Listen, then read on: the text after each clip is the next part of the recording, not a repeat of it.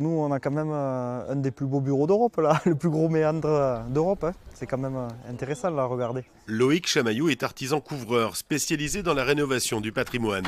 Il a pour mission de refaire totalement la couverture. Les ardoises ont vieilli, comme on le voit ici.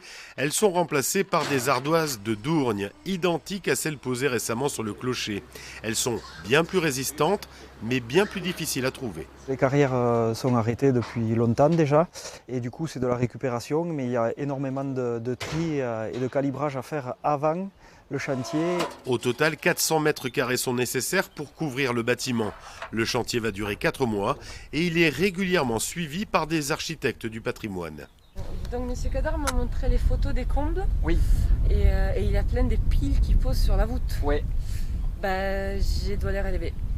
Les piles, hein. Ouais. Et bien, quand on aura découvert la volige, on va vous le faire parce qu'il n'y a pas d'accès de toute manière. La chapelle date du XIe siècle et donc pas question de faire n'importe quoi.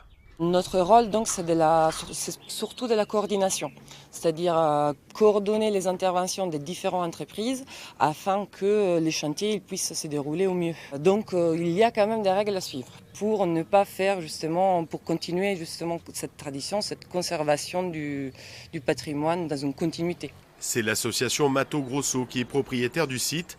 Et pour financer ses travaux, elle a lancé une souscription.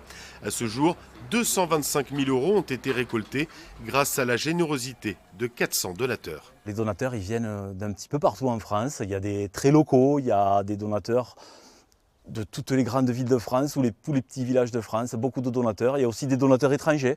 On a des dons qui nous arrivent d'Angleterre. Hein. Alors, est-ce que c'est des personnes qui ont une attache avec Ambialé ou est-ce que c'est juste des touristes de passage? Je ne sais pas. L'État participe également au financement des travaux à hauteur de 40%, travaux qui devraient se terminer en octobre.